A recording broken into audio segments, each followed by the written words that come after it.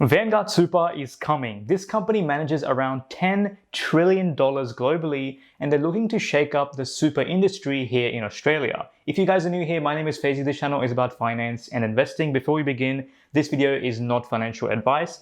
This is not a recommendation to actually join Vanguard Super.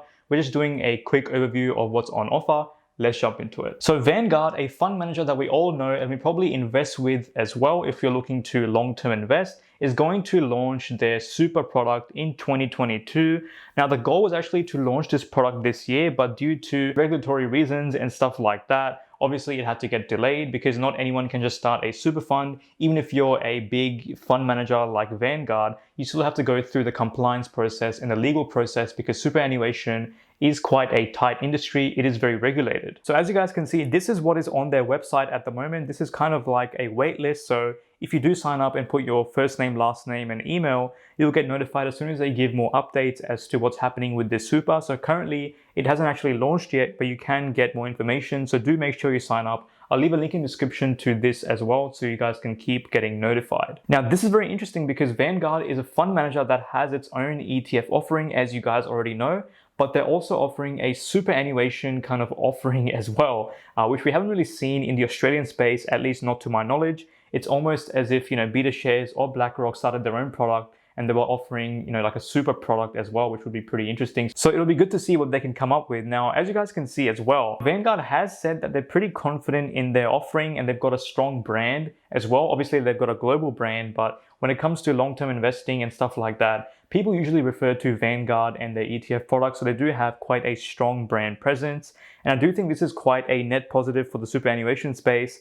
Obviously, the more competition we have, the better outcomes there's going to be for consumers and, people who have superannuation funds, which is pretty much everyone. And Vanguard generally is quite well known in the investing community, specifically in Australia and pretty much globally as well. You can see they've got a pretty strong brand presence for basically offering super low cost ETF that give great diversification. And of course, this allows people to have trust and faith in them as well. And as you guys can see, their record, pretty much stands for itself.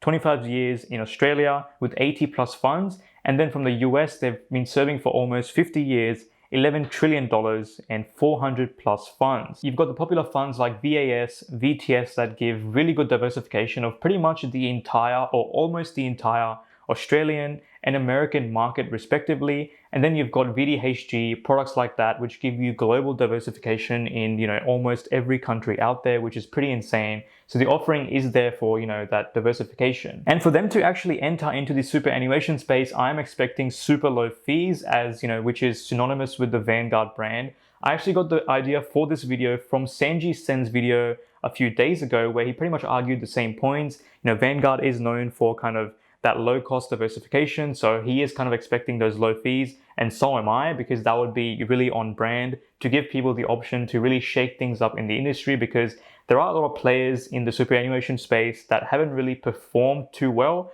I spoke about this in my other video with the worst superannuation funds in Australia, where APRA did a review where they found over 1 million Australians were affected that had about $56 billion in superannuation that was pretty much placed in funds that weren't really performing. So this space does have some low performing kind of funds which charge very high fees with low returns. And for some reason, I feel like people don't really look at their superannuation too much because it's just something that they'll be able to access in many, many decades from now. So they pretty much just let go of it. But I think it is very important to actually have a look. If you do want to check out the worst super funds, and maybe if you're part of those funds, check out this video right here. This video will talk about what the funds are, what the kind of damages are, and what the ramifications for these funds are if they don't start to perform in the future. And if you're with one of these funds, I strongly recommend that you move, and the instructions on how to move are in this video as well, I believe. Go check it out, link in description. Now, when Vanguard's superannuation product finally comes out, I'll be making a full review as to what they're offering,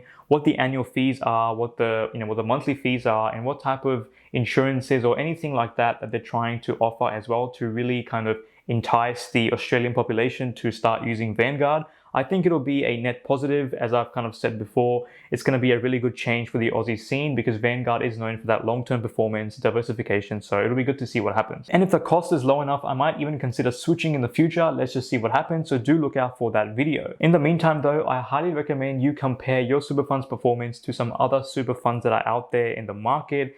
this could be the difference between you living a very, very comfortable retirement versus you just barely scraping by in retirement, and you don't want to be in that sort of situation. And the difference between that could just be because of the super fund that you chose, because just remember, if you're a young person, you're going to be investing for the long term for many, many decades. You do want to choose the right fund that has had decent performance in the past.